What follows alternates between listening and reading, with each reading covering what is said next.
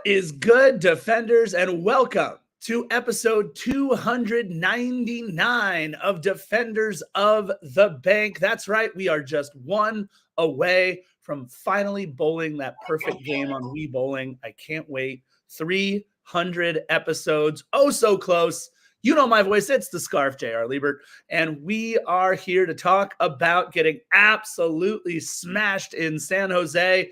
To my right, that would be the one Christian Philly Philemon, the voice of what? UC Riverside, Empire Strikers, like four other things. My friend, how's the voice feeling now? The voice is hoarse. It's not great. I called 4 games in 5 days last week, including that MASL final in Mexico, and yeah, I've been shot since. I think a little bit of laryngitis has hit me. I called baseball last night. Of course, extra innings, my luck. I called baseball in a few hours today. I called baseball against your alma mater tomorrow, LSU on Monday. And then I get a nice little break with one more weekend of baseball to go, and then something very exciting down the road. So that's the story with me. But to all of you out there, what's up, Defenders? Other than us, obviously, on the Sunday morning and our blood pressure after what has to be the most disappointing loss LAFC has had this season in the hands of arguably the worst team in Major League Soccer. I don't think I'm being too harsh in saying that, as you mentioned it on One More Sleep. The Quakes are just not good. Collecting their second freaking win of the season, scarf in front of a big crowd at Levi's Stadium. LAFC no play so well in the Stadium of Jeans, my friend. And if you go back to the cartoon, Scarf, Gargamel never wins. When with LAFC playing the role of the bumbling buffoon antagonizer, Smurfs stew was not to be had, but you said it will break down the beat down. But just have to start off by saying it's nice to see you, nice to see the millions.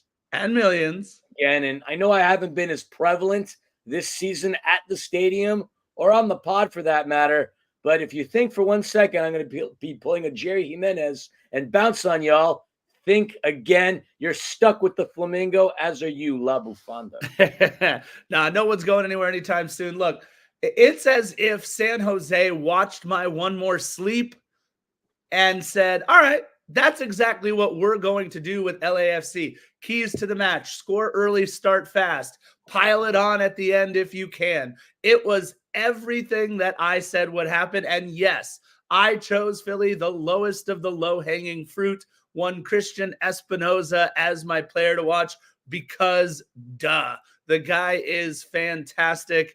And what was my score prediction for the match? That's right, 3-1. And so it's as if San Jose said, I got you, hold my beverage. We're doing what you said, Scarf. So Scarf Stradamus, completely correct, just for the wrong team is all. Yeah, that Christian Espinosa guy's pretty good. I'm glad you mentioned him since I didn't put my stuff together. It wasn't that hard to choose him, as he's been a lethal player one or another, but one season after another. But I don't know. I would say the player to watch anytime we go up to play the Quakes is Levi's Stadium. There's just something about playing in the home of the 49ers that just doesn't suit us very well. I mean, this is the second time we went up there. Over to Santa Clara? Not Santa Clara. Yeah, Santa Clara, California. There's just no luck up there. No luck. And from what Panda was telling me, you almost took the drive up north, which wouldn't be the craziest thing you've ever done. You went to Vancouver by car from LA. Loco. But anyway, so I'm surprised you didn't leave your driveway. Apparently you were there in your car at 6 a.m. Yeah. And then you opted to go back to bed? What is wrong? Yeah, so here's the deal. Defenders Nation, Philly's been awfully busy with baseball and calling matches and everything. It's also been a big week for me. My boys' volleyball team made it all the way to the finals, where I'll be perfectly honest, we lost to an incredible team. We played a total of 139 points, and at the end of 139 points, the score was 69-67. We lost by 2 over, I guess you would say, on aggregate, right, for soccer players. It was an incredible week for my boys. I was mentally, physically, spiritually, emotionally exhausted after the run to the finals. We also had a school event on that Thursday. We had a teacher appreciation event and a bunch of other things on that Friday. And so I'm sitting there in my car yesterday at 6 in the morning, and I'm like, I could totally drive up. I'll get there by noon. I'll find a bite to eat right in Santa Clara. I'll meet up and do the pre-match walk, march to the match. It'll be fun. I'll go. And I looked at the weather forecast, and I was just like, God, this sucks that I'm about to say this, but I am completely exhausted. I don't know that I can make a 6+ hour drive up there without trying to fall asleep. So against my better judgment, defenders, and I apologize, I didn't start the car. I should have done it. I think I should have done it. It would have been fun. But a couple of our buddies from the front office, Rich and Christian, they got to see a rather fun match themselves. They were at the Messi game where he had 5 assists and a goal. Let me tell you, turns out, I always said this, Philly, and I'm glad Scarstradamus' prediction is coming through. I always said, if that Lionel Messi guy ever came to MLS, that's when he'd really turn the corner and become a great player. So I'm really happy that Messi made the decision to kind of finally show off his skills to the rest of the world and come to MLS. That's adorable, Scarstradamus. Scarstradamus was clearly drunk and directionally challenged in terms of predictions. Not a bad place to be, though, like for Rich and Christian. I love Miami. I think Miami as a city is one of the most fun spots you can go to. You can get into a lot of trouble in Miami, but they were not in Miami. They were up north. Yeah. Up north. Inter Fort Lauderdale. Is that where they are? Yeah. In Fort Lauderdale. Eventually they'll be down in Miami building an awesome facility, but one that Messi's probably not going to be around to play in. They're paying for it as a result of him being there right now. Yeah. But there was a question that was asked in the chat on the Instagram, and defenders, like, we can't see your Instagram comments unless we have the Instagram live open. So I do. I made a face as you were talking, drinking the coffee. I'm sure most of y'all's inclination is to think that Philly's having an Irish coffee. No. Too much work to be done today. I am having black coffee, which is my favorite. But if you ever had it from a descaled Keurig machine, Scarf? Oh, no, wait, you don't drink coffee. A descaled Keurig machine means that the roast and everything, they kind of built up after multiple brews. And so what you do to fix it is you put vinegar in there and kind of let it run through. Unfortunately, I have the remnants of vinegar and coffee in this cup. That's why I made the face. So gross. Dude, that's brutal. And by the way, happy Cinco de Mayo to everybody out there watching this episode live. We appreciate that you're spending some of your sober moments with us before you go out and celebrate. That's for sure. Look, it was not a fun Star Wars Day yesterday, May the 4th. Certainly, San Jose put it on us, but we do have some news and notes, and of course, a this day in LAFC history. So we might as well get the fun ones out of the way. We just want to remind everybody that the Mo Facio Futsal Court fundraising effort is still underway. So head on over to lafc.com/Mo-Facio to raise money for the futsal court. And again, if you're not already following us, it can't hurt. YouTube, Instagram, Facebook, at Defenders of the Bank with a C. And if you're on Twitter or X or whatever you decide to call it, at Defend the Bank, still with a C. And head on over to defendersofthebank.com, click on the shop link, and you can enjoy all of the merch to your heart's desire. That would be wonderful if you wanted to purchase a t-shirt or a sweatshirt or something. Look, you're going to need a t-shirt. It's going to be hot in the summer. If you're going out to any of our destinations that we play in over the summer, it would be really nice to have a nice, cool Defenders t-shirt. It's made by our partners and friends at 500 level, who do a lot of the merch inside LAFC HQ at the stadium. So again, it was on Star Wars Day that we played this match. May the 4th be with you. And on May the 4th, 2019, LAFC playing to an uneventful 0-0 draw against Chicago Fire at Bank of California Stadium. It was the last game at the Bank for one Bastian Schweinsteiger. But I know, Philly, you and I were both very excited to be able to see the German legend, although he had turned into like a midfielder or almost like a backline guy at that point, Bastian Schweinsteiger, but still really cool to watch Basti play. It was. I mean, truthfully, his career really took a big nosedive once he put on a Manchester United kit. He wasn't the same. But yeah, I mean, you said it. I loved Basti. Basti was a staple in the German national team for oh so long. I mean, I have multiples of his jersey in that closet. He was great. So that truly was a treat for me, having been the German supporter that I am and having lived there for 4 years. I love Basti, a great statesman and a great ambassador for German football and world football. Just too bad he didn't have a good run on a good team in Major League Soccer. Yeah, that was when Chicago was not so good. Not that they're much better now, but either way, Haven't a been bunch good of since news the and 90s. notes actually to get to. Philly, I want to apologize to David Cameron because I've run into David, I don't know, 100 dozen times or so. I never knew that man was on staff for 8 MLS Cup winning clubs. Absolutely incredible pedigree. We want to wish David Cameron the best. If some of you out there are going, wait, who's David Cameron? He's been one of the guys behind the scenes, part of the brain trust for LAFC for a while now, credited with scouting and recommending one Denis Bouanga to the front office.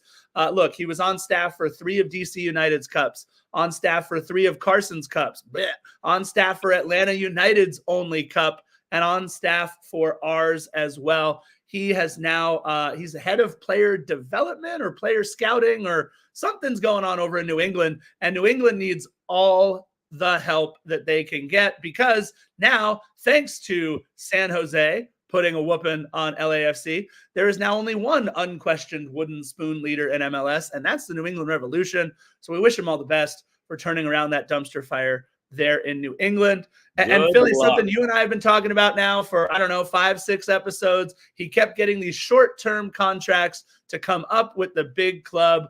Well, finally, Luis Mueller gets his first team contract. Shout out to Pookie. Thank you for tuning in to us while you're driving. Hopefully you're not watching us. You're just listening to us. But you know what? If you need to pull over, maybe go to McDonald's or In-N-Out or something on the way back down. Stop and hang out with us. But congrats to Luis Mueller, Philly, that first team contract through 2024 with options for 25 and 26. So happy for the 23-year-old kid from Cottbus, right? Is it Cottbus? Yeah, Cottbus. Yeah, it's exciting to have a German player on this team that might actually get playing time. And his time at LAFC too was not bad. 4 goals and 2 assists in the 5 matches that he competed in.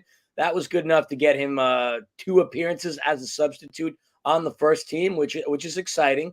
Yeah, you said it. His youth career began with FC Energy Cottbus, not a club of any significance. No offense to the fans on this podcast of that team. FC Köln, yes. Now that is a big club, a team that's won a Bundesliga, 2 of them, in fact. But you have to go back to the 60s and late 70s for that. And then Victoria Köln, which, whatever. But, he played college soccer in the Inland Empire in Riverside as a member of the Lancers of California Baptist University. Had a tremendous career there where he registered 26 goals, 19 assists in his 69 appearances for CBU. And we're going to start to see a lot of him. He's shown us some flashes of brilliance. He's 23 years old. Kid's got some talent. Kid clearly has some courage in the box, not afraid to take a shot. So I'm hoping for big things. As they say in German, the way to say good luck is viel Glück. I'll type that in the chat. Viel Glück, Luis Müller. Yeah, I just want to say, according to Wikipedia right now, in the Regionalliga Nordost, that already depicts the fact that you suck in the German football. Fourth division of German soccer. They're in first place right now, FC Energy Cottbus.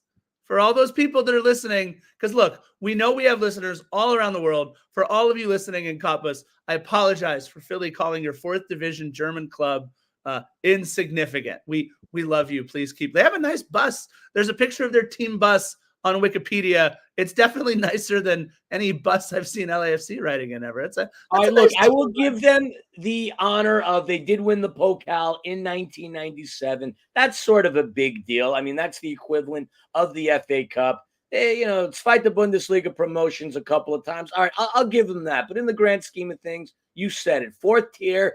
They're no Wrexham where they're funded by Hollywood money. By the way, did you hear that Ryan Reynolds and the other guy He likes to Ryan refer to McElhinney? himself as such. So no dissing him. They bought shares of Liga MX side Necaxa. I don't know if you heard about that. Well, yeah, and did you hear about Will Ferrell buying a big stake in Leeds now too? So our owners are getting infected by that bug of European soccer.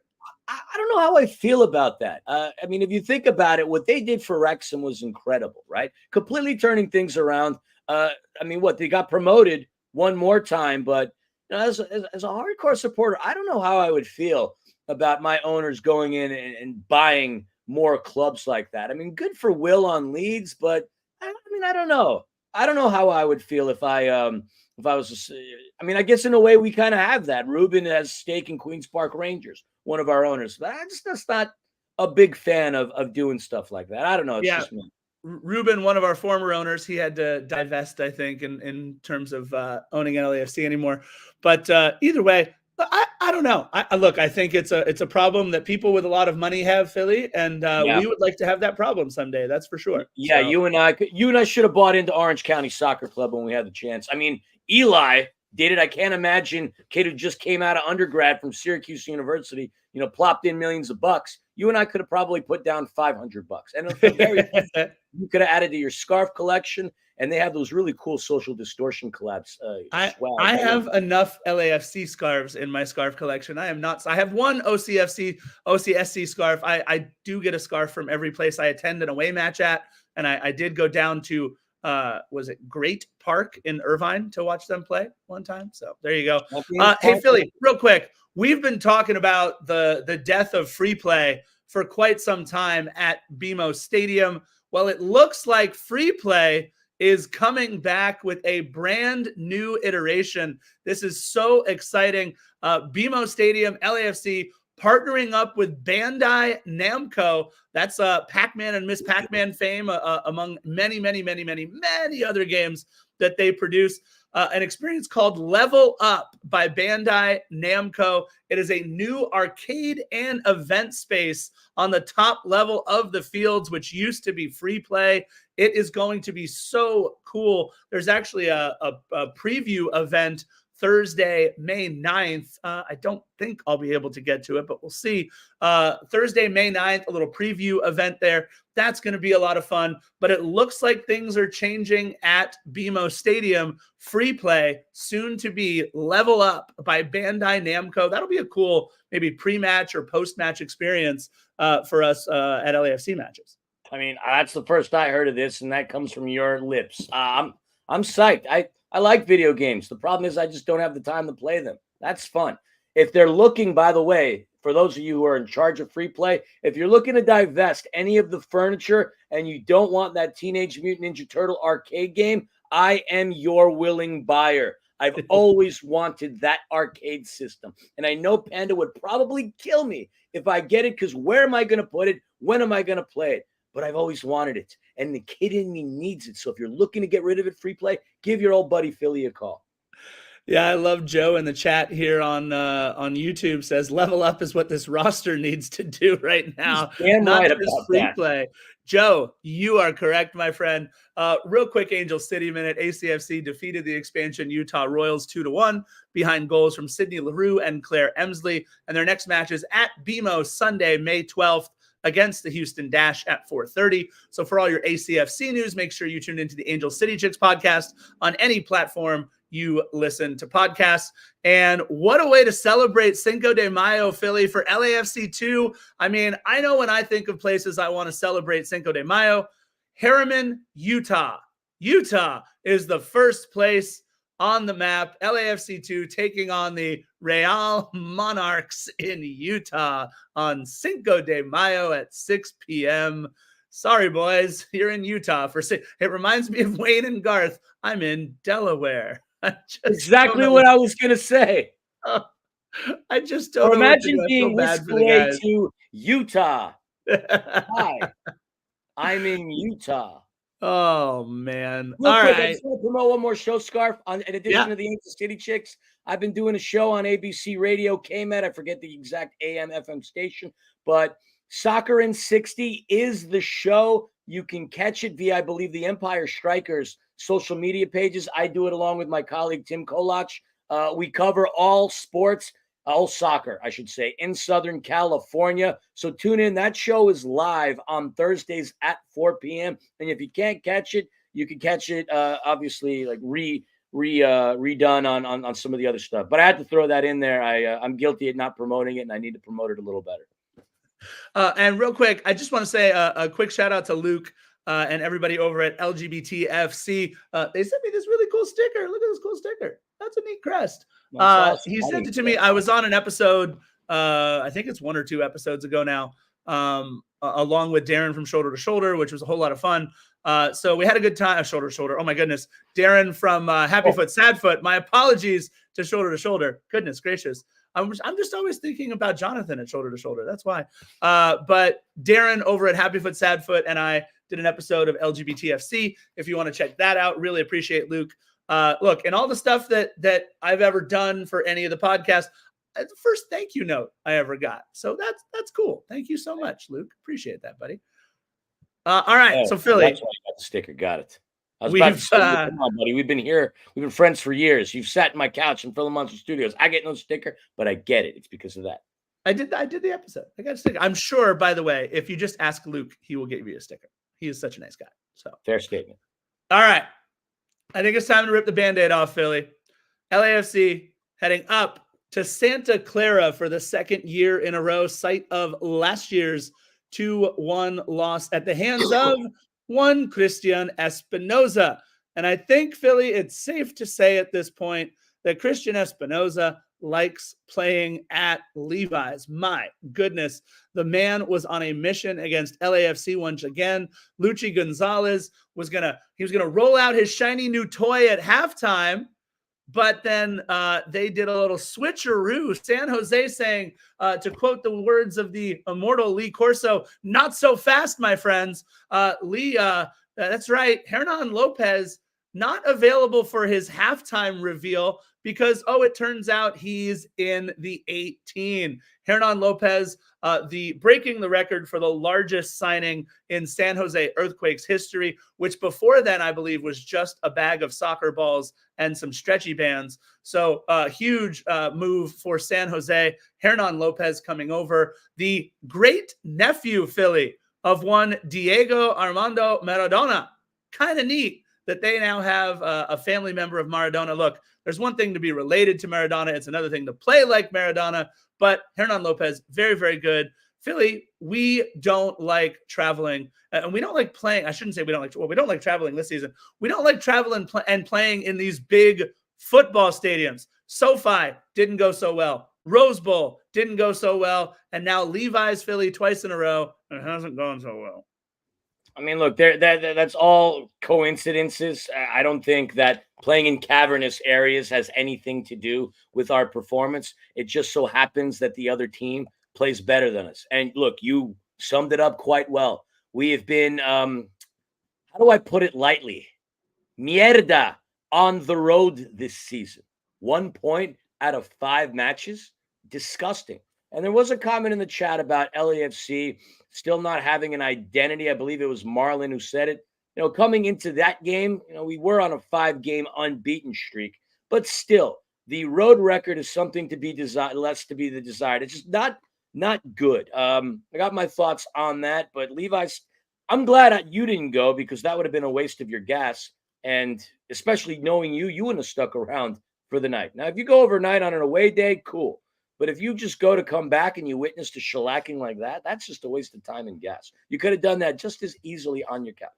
Yeah, but there's always something about being there, right? Something about being in the stadium. I don't care if it's a win or a loss. When I go to these matches, I mean, look, it's just so much fun to be a part of the away days experience. And I think cool. What anybody and everybody will attest to, if you've followed and supported LAFC since day one, is that no club in all of Major League Soccer is supported on the road for away days like LAFC. And to be a part of that experience is just something special. And so, look, I get it. It would have been a miserable 6-hour drive back in what I guess was kind of rainy and windy conditions as well. But either way, it still would have been fun. I don't know. I still would have been pissed, man, because we sucked. We absolutely sucked in this match. This was another time where we have taken, this felt more like one step forward, two steps back after this loss. This was a bad one. Let's get into it, Philly. First, for San Jose, Luchi Gonzalez, his new toy sitting on the bench, Hernan Lopez, along with Preston Judd, Paul Marie, and Tanner Beeson.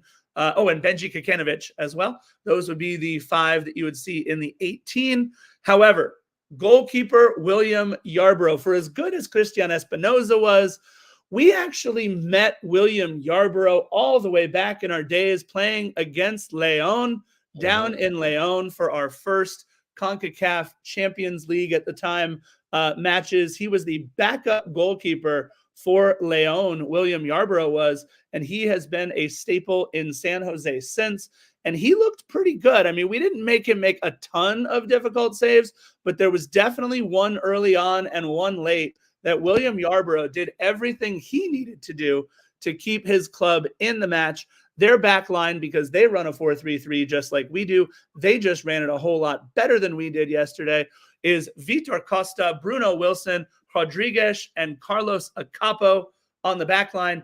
Midfielder Jack Scahan, Carlos Grueso, and Jackson Ewell, their captain and member of the U.S. men's national team pool, along with Jeremy Abobasi, by the way, on the front line, Amal Pellegrino, and Christian Espinoza. No introduction needed, but just in case, only one player in MLS history has scored more goals than Jeremy Abobasi's 7. That would be Zlatan's 9.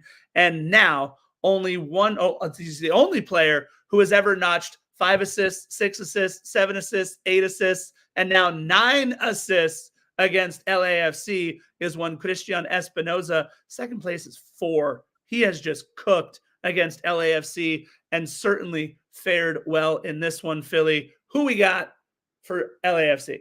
Real quick, I got to correct you. William Yarbrough has not been a staple to San Jose. This is his first season there. He was a staple in Colorado after his time at León. A number of years at Colorado. Went on loan, played his first game back during the COVID Cup. I mean, he's had 100 caps for Colorado. He's more of a staple playing for that side than San Jose. So just wanted to, get the corrections here just in case people were paying attention. And I love you. Moving right along.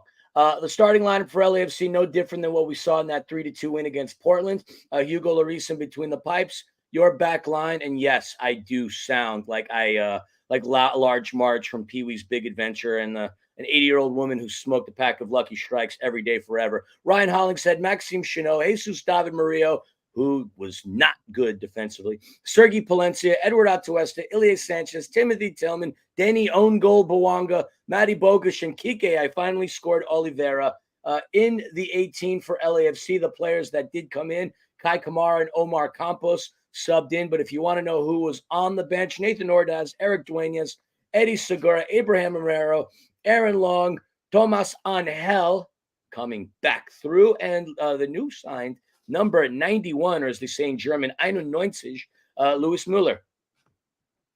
Yeah, look, if you watched One More Sleep, you know that one of my keys to the match was to start fast.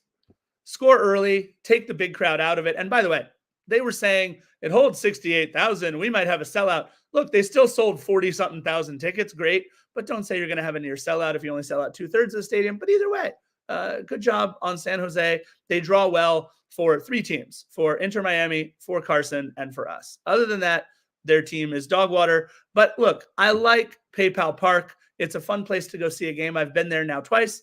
It's a fun spot to go see a match.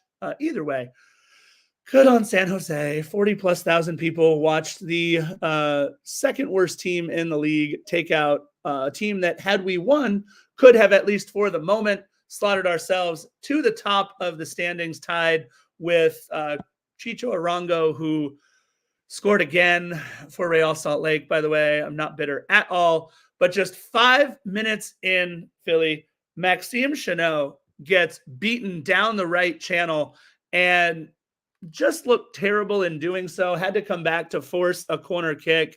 And Philly, I think the question now has to be asked, And look, people have asked in the last couple press conferences. I didn't listen to the presser right after the game, unfortunately. Corner kick defending, set piece defending, but definitely corner kick defending is now officially an issue for the black and gold after this game. The wool, or I guess the covers have been pulled off. This one is out into the daylight. The perfect corner kick swings out and finds the head of Rodriguez, who puts it into the back of the net. 1-0. A rather flat-footed Hugo Lloris once again. And just frustrating defense, Philly, as you lose their biggest attacker, their largest man in the box. And look, this is not on Hugo Lloris as much as it's on Jesus Murillo for completely losing his mark. It was a terrible bit of defending by Murillo. It was a terrible bit of team defending on this corner kick. And Philly, the question has to be asked now, what the hell is going on with our corner kick defense? Yeah, our set piece woes turn into opposing teams' woes. You got to be licking your lips if you're the opposition at this LAFC set piece defense. It's had more holes in it than the stinkiest piece of Swiss cheese you can find on the market. How is it that time and time again we get beat in the same way? It's almost becoming predictable at this point. How we had the 80th minute hex in 2018. For those that don't know, after the 80th minute, it seems as if LAFC always conceded some kind of goal. Set piece defense is our Achilles heel this season, as I believe we had set piece issues back in the day too, during the Bob Bradley era, but never anything as bad. Thank you, Panda. Ooh, an LAFC cup of water too. Clearly my voice sounds that bad that she's volunteered to get me water, but it's just abysmal. It's awful. Murray got absolutely beat, and that's not going to be the first time we say that today. And second goal of the season for Rodriguez, because Brazilians only have one name, and so LAFC down early, 1-0. You called it. First goal of the game. Get involved early, get the crowd out of it, but on opposite day. Yeah, I mean, and San Jose looked so good early on in this one. Although our high press was doing some really good things. I really liked our high press. Timothy Tillman getting the turnover right at the top of the box to Denis Bouanga in the 8th minute, but his shot was saved nicely by Yarbrough. Denny didn't get a whole ton. Nice job by Rodriguez, actually, to cut off the angle so that Denis had to go a little bit more towards the keeper than he might have liked. But again, the high press forcing a turnover, but San Jose at the end of that 8th minute, Abobasi's header off of a perfect cross was blocked out in front by Sergi Palencia. And really, I think the broadcasters thought that Jeremy should have done a little bit more with that, but Palencia was in a good spot right in front to block it, but he was hunting for his 8th goal against LAFC. And LAFC's high press working for the first 10 minutes, to be honest. I liked, by the way, that in the 10th minute, I got a little bit of hope from the broadcasting team. I know it was Maurice Edu, I forget the other guy, who said, look, San Jose has led 5 times in matches this season and came back to lose 4 of them. So I said, okay, all right, they might have scored early, but we've got a little bit of a chance here.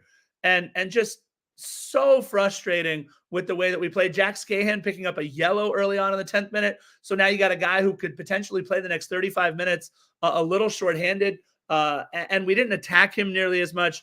But then Denis Bouanga, by the way, going on a little bit of a nutmeg fest in the 14th and 15th minutes. He gets Rodriguez and then Carlos Grueso. Unfortunately, none of the set pieces or corners that we were able to get from Denis Bouanga in that first half really seemed to matter all that much. And to be perfectly honest, LAFC just played. I thought San Jose settled into the match really nicely, and LAFC played right into San Jose's hands for the rest of the first half. Yeah, I mean, Jeremy Abobasi, we're lucky that he didn't score because he made us gasp quite a number of times. He's not only been devastating towards LAFC, he's done a really good job smoking the galaxy like a brisket. There's just something about the LA teams that make him rise to the occasion. Of course, the guy scores a plethora of goals. 26th minute, he had another rocket from well outside of the 18 that left us gasping, and Hugo Lloris was left flat-footed.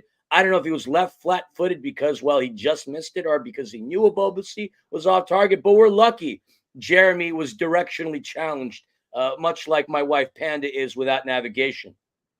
She just brought you a cup of water. Living. Wow. I couldn't think of anything else to compare it to off the cuff. Panda, I love you. Please don't kill me. Yes, I'll sleep on the couch if I have to. But we had some threatening moments to a certain extent. That's right, Joey. Keith Costigan with Maurice Adu. Shout out to his literal bro, Danny A. I'm going to put that on there. 37th minute, LAFC trying to be threatening as Timothy Tillman connected with Edward Atuesta, who had a shot on Yarborough that didn't have enough Zenf on it. And Luis Muller would understand what that means. Zenf in German means mustard. One final attempt to close out the half. Matty Bogus, with a chip shot, I guess you could argue. William Yarborough was there. We made William Yarborough look like the best keeper in Major League Soccer. And that's the first half. 1-0. Not great, but not impossible to come back from either, Scarf. We were threatening. We had 8 shots. 3 of them were on target. So, at least we had some kind of offense build. We just weren't on target, but thankfully neither was San Jose. Yeah, a couple of things that I was looking at in that first half. We got the Maxime Chanot yellow card in the 25th that made me very, very nervous because we just don't know the health of one Aaron Long or the ability to play like Eddie Segura used to. So we're not really sure what we've got there at center back. And then that little collision that Ryan Hollingshead and Edward Atuesta had towards the end of the first half there, it looked like it was more of Hollingshead's neck than it was his head. He didn't seem to clash heads with Edward Atuesta, hoping Ryan Hollingshead probably waking up pretty sore after the match, not just sore from losing, but sore literally.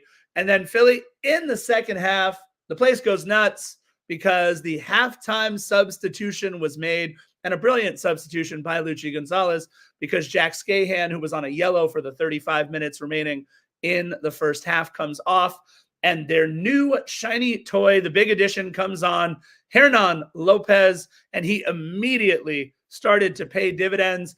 A set piece from 25 yards out after Lopez got his first touch, and Jeremy Abobasi again putting it just over the bar. But already you see a little bit of that wiggle, that sizzle from Hernan Lopez, and he certainly was fun to watch. I don't think he made a very big impact on this match very often, but you could definitely see San Jose has somebody up top that can get the job done for them. Thankfully, again, Abobasi off target. If you Google Hernan Lopez, by the way, the first thing you'll see is an entrepreneur, as per Wikipedia, the founder and former CEO of Wondery, an American, believe it or not, podcast network and publisher of podcasts, and the co-founder of Danvers, not the player that hit the pitch. Diego Maradona's, what did you say he is? His great uncle, nephew, his cousin's second, whatever the hell. Who cares? At the end of the day, he's not Diego Maradona. Hopefully he doesn't develop a partying habit like Diego Maradona. 50th minute, great run by LAFC as a pass comes into Oliveira, who floats into Bogus, whose header sails over Yarborough, sadly. And then 5 minutes after that, Scarf. First off, Christian Espinosa. Wow, what a pass. Espinosa, you said would be deadly. Look, it doesn't take a rocket scientist to figure that out. Anybody who's followed this league for a year or two knows that Christian Espinosa is a baller. LAFC, and in particular, Jesus David Murillo, how did you allow that to get by you? A ill-timed slide that misses it. Moody, another bad play on defense that resulted in a goal. And Pellegrino, the left side, gets the pass, shakes and bakes Hugo Lloris, turning the world-class keeper into a steaming hot pile of crepes. And like Rodriguez, Pellegrino scores the second goal of the season. I hope he celebrated with his namesake mineral water. Better yet, I hope he chokes on some Farakal. I don't know what Farakal is. Yes, I'm glad you asked. It is a popular lamb dish from Norway, which is exactly where Pellegrino is from.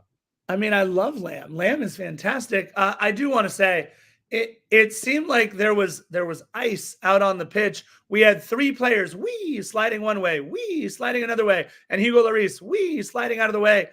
Stay on your damn feet, guys. Body up the defender. Stay out in front. Come cut off the angle.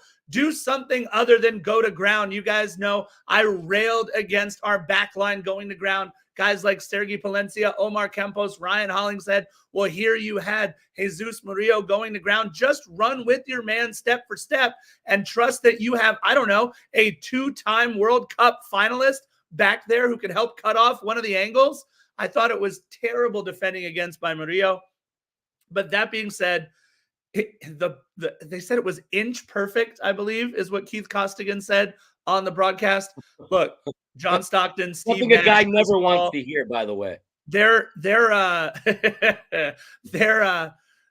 I don't think you could have put that ball on a string better to get it out to Pellegrino. Christian Espinoza is a very special player in this league for a reason, and we saw it on that pass, but the defending was just miserable. But wait, there's more. 4 minutes later, set piece defending. Yes, I know that Denis Bouanga got his little pinky toe on it, which kind of sort of deflected it past Hugo Lloris for the own goal. But even then, that's an issue.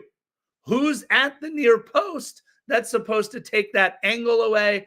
It was just terrible set piece defending on another perfectly placed ball by Christian Espinoza.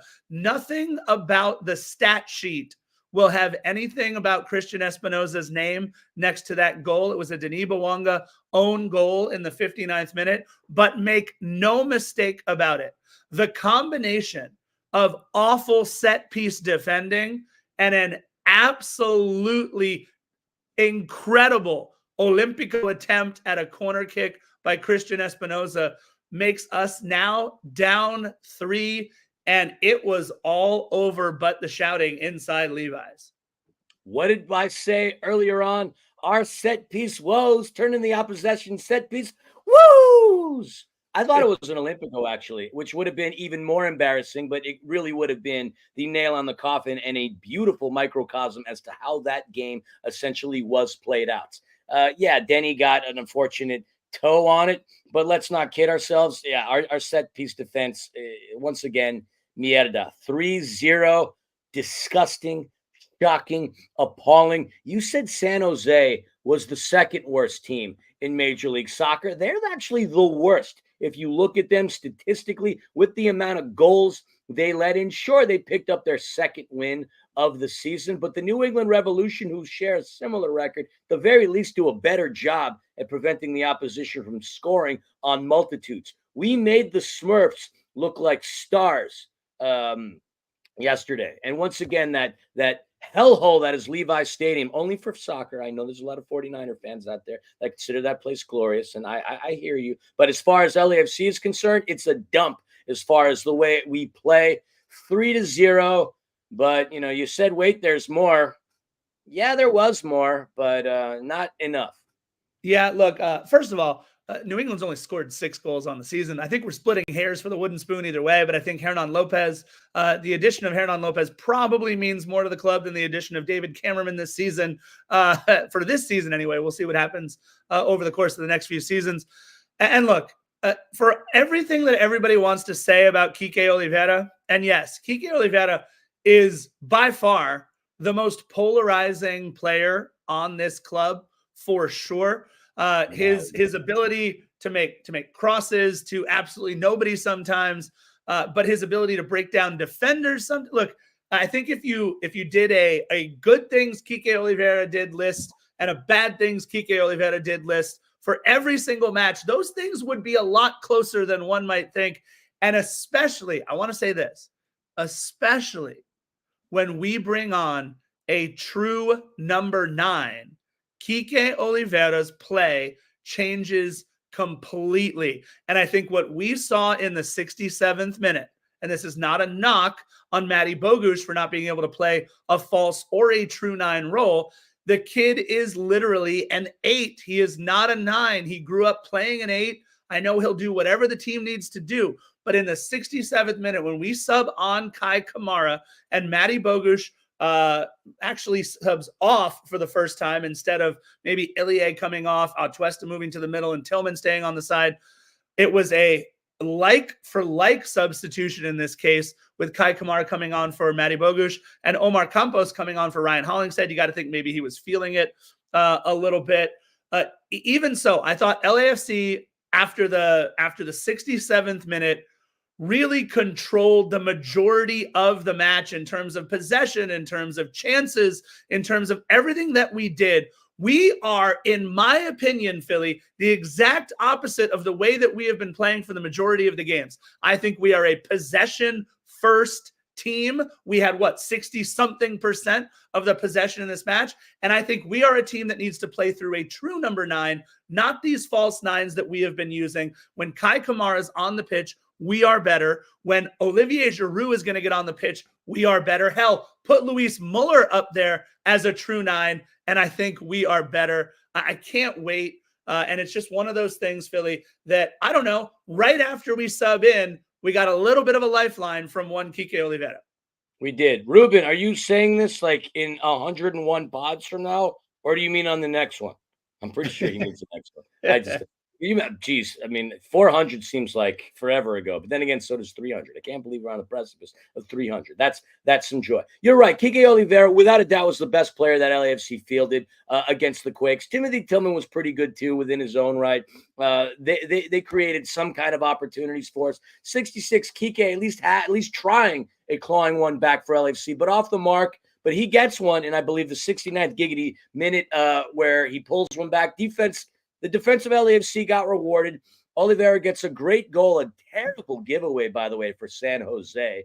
But like every other goal scorer, I guess you could say, we had terrible giveaways in our own right. Anyway, I digress. Oliveira nets his second goal of the season. I got to tell you, I like the fact they didn't go out there and celebrate and make a big deal out of it. He's been struggling to find the back of the net. He had every right to go out and celebrate his hard work, and he worked hard in this game. Mark my words, he worked exceptionally hard. He should have been rewarded, but he was more interested in getting back to the midfield and resuming play. And at this point in the game, Maurice Edu mentioned, there's a lifeline, LAFC now back into this ball game. No. I mean, but yeah.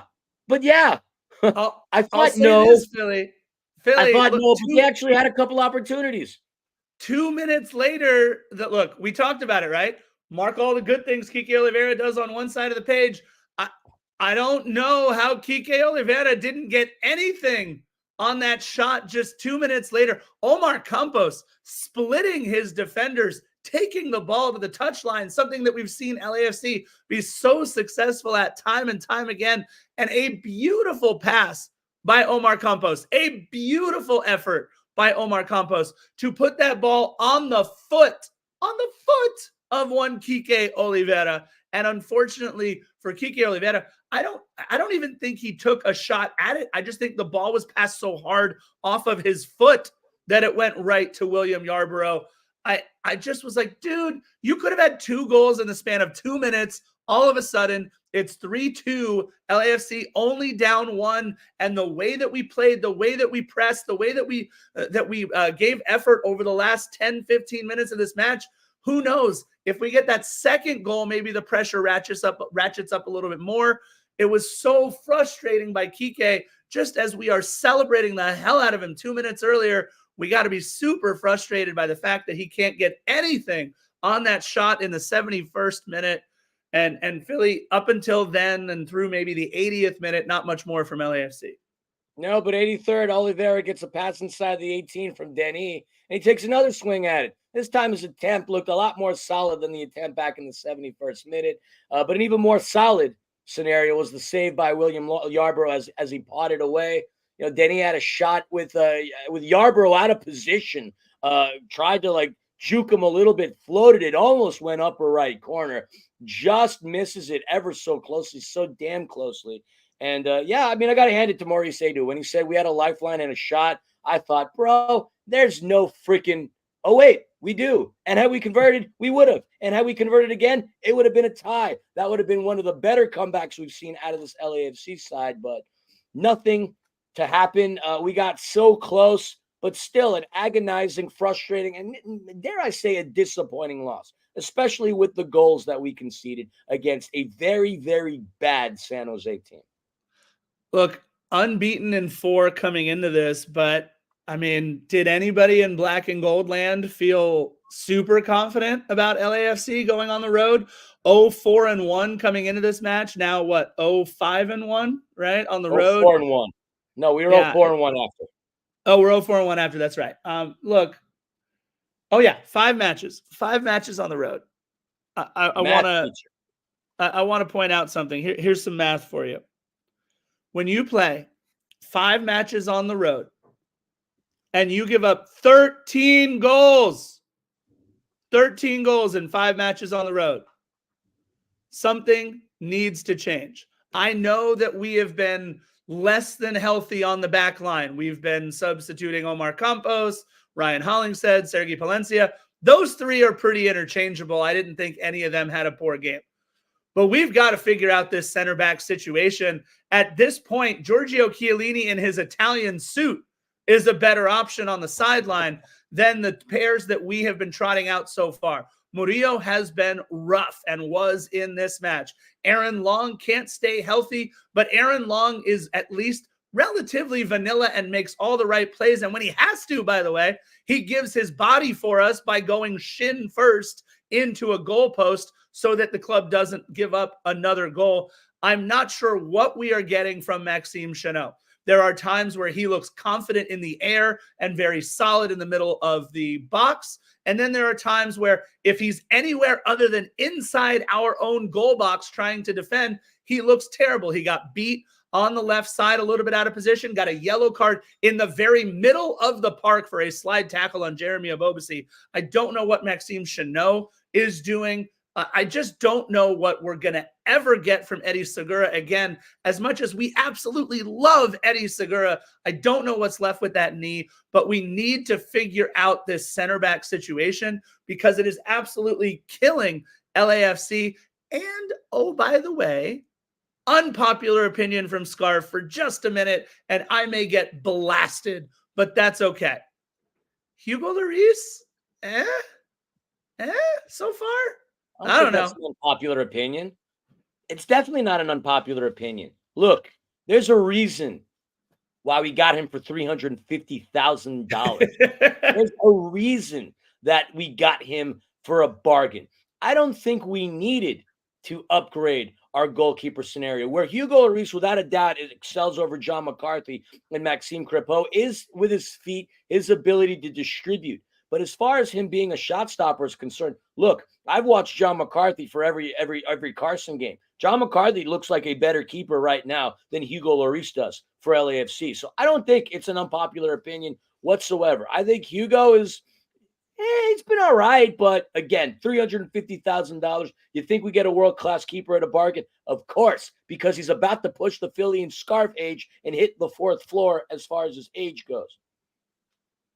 Yeah, I'm with you. I just don't know. And look, there's a chance that after the matches today with St. Louis still to play, Houston still to play, Colorado still to play, we could be as far as what I believe 9th in the standings right now after, look, it's early, folks. We're 11 matches in to a 34 match regular season, but I think a lot can be said about the way that we've played these first 11 matches. And I think the mindset, it seems like, with LAFC is just hold on long enough until Olivier Giroud is able to walk through the door and any other help. Look, there have been all kinds of rumors, all kinds of other people who have been who come in.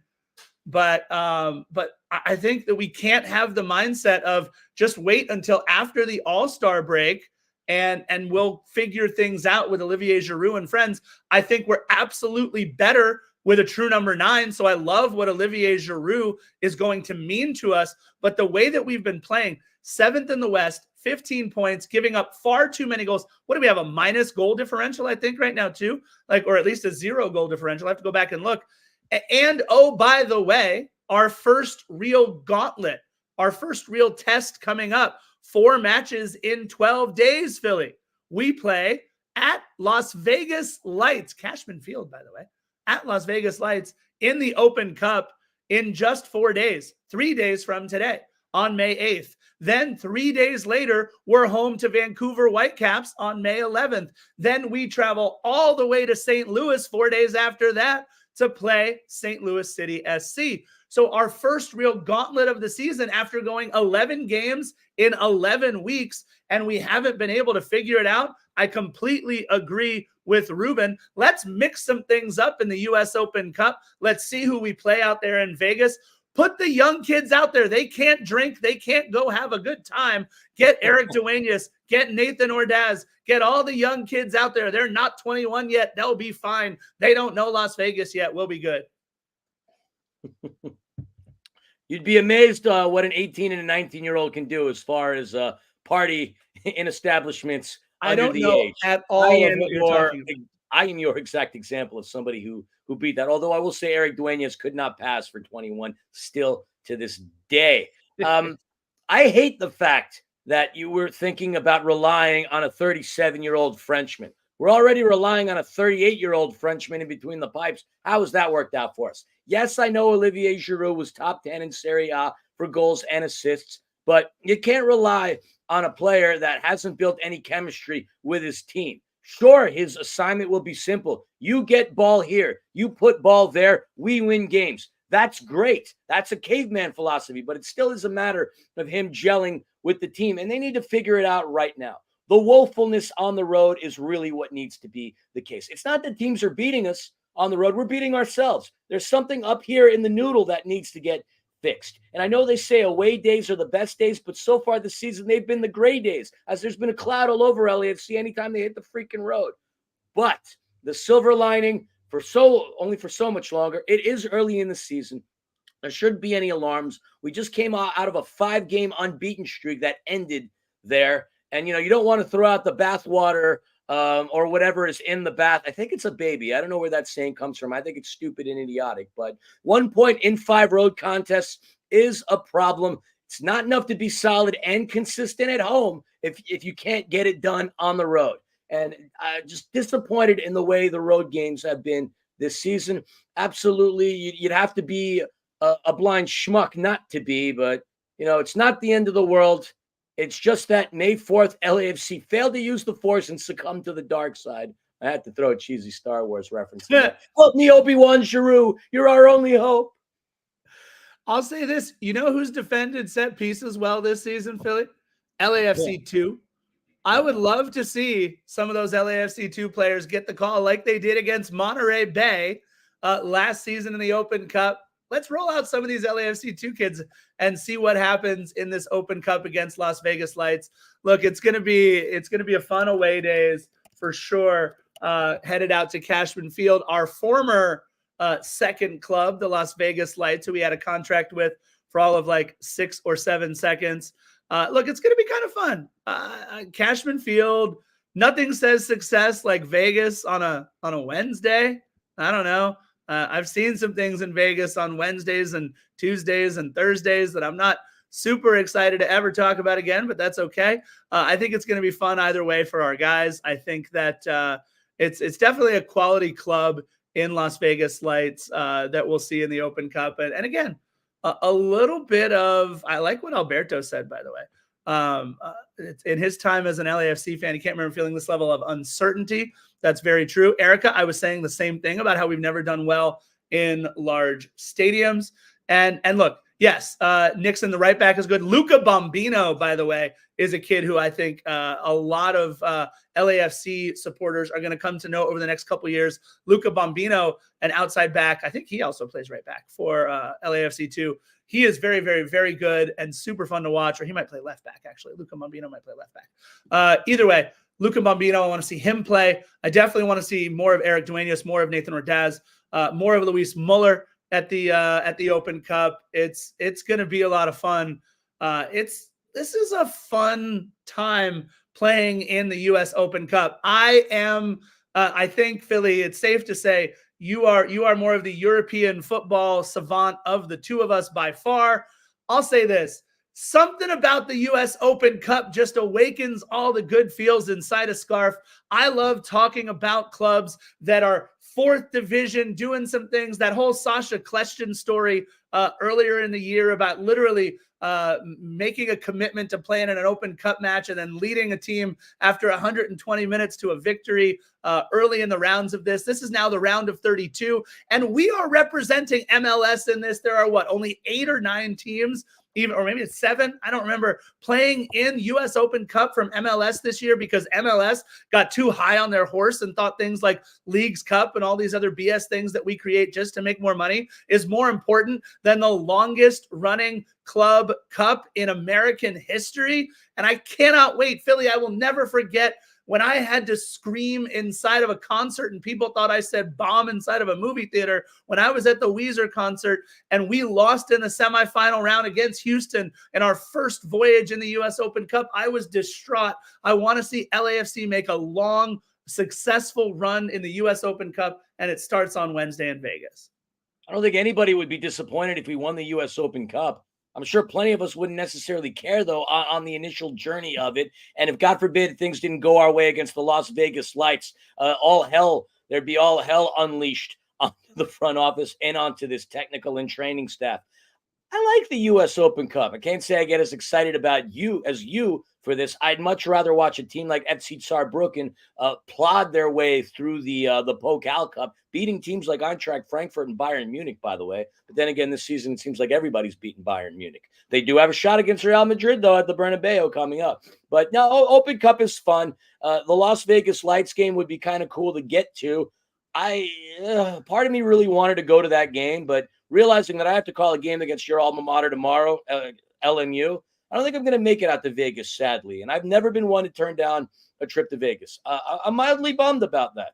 And Alberto, I don't know when you became an LAFC fan. Happy that you are an LAFC fan. But this isn't giving me 2021 vibes. That was the season of uncertainty. That was the season of calamity, disgust, and despair. I don't think we're there yet.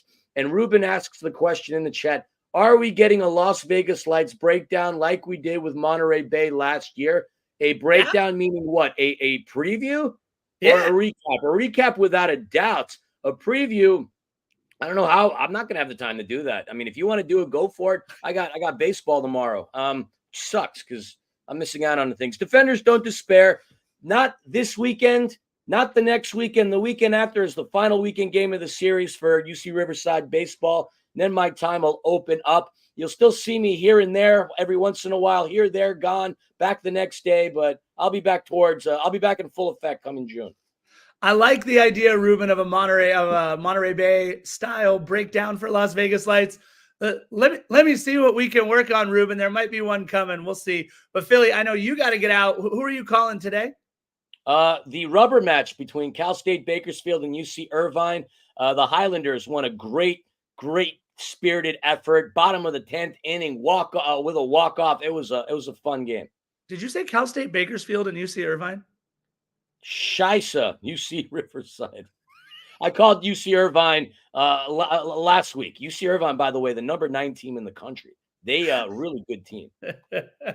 I got to make sure I don't say that on the broadcast. Otherwise, as they said in Alice in Wonderland, off with his head. Yeah, Ruben, I thought about that. Just literally taping Hello Kitty to the chair and just leaving the camera on. You and I are on the same wavelength, my friend. I would have no problem doing that. Oh, all right, my friend. Well, look, we're about an hour into this episode 299. We know the next one. Look, the next one's at least going to be in some part about Las Vegas, baby. This is going to be exciting. Philly, episode 300, Vegas. I mean, I'm getting some vibes. I mean, I feel like we have to do something special for that, and it's upcoming. I don't know. We got to do something good for 300.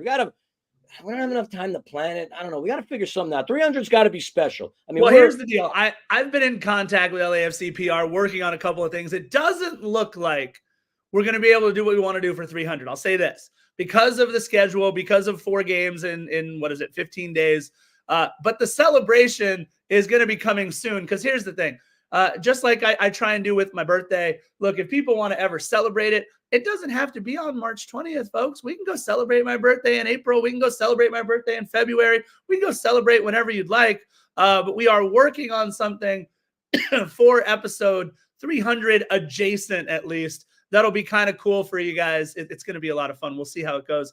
But Philly, Like Ruben Rio says, don't forget to like, subscribe, turn on notifications, head to defendersofthebank.com and hit up that shop for something cool. Why not? It'll be a lot of fun. Either way, Philly, any last words before you head out to Riverside? Pretty cool that we're on the precipice of episode 300. I've said it time and time again. Any schmuck can create a podcast, but it takes a tenacious schmuck to get to the level that where we've gotten to in the lifespan of a podcast. I think the average one fails and dies after 11. We're already outliers in that perspective. I've lost count of where we are in terms of streams, downloads. We got to be either above or around 500,000 at some point. I know we were getting close, but we're the shiny prime example of, you never know what could happen if you create a podcast. Hell, all of a sudden I'm an ESPN Plus broadcaster. Scarf and I have done games together on ESPN Plus, all because we started a little podcast out of a rec center in West LA called Defenders of the Bank. Who would have thought these two knuckleheads would have made it to 300? Well, these two knuckleheads. So there you have it. I'm really excited. 300. Holy Toledo. Yeah, we're almost there, and it's certainly been a long, strange, fun ride to get to 299. 300 is going to be just as fun. And with that, Philly, you know how we like to end all of our podcasts here on Defenders of the Bank. Bye-bye. Bye-bye. Whoops. Yeah, that was it. Shoot, sorry.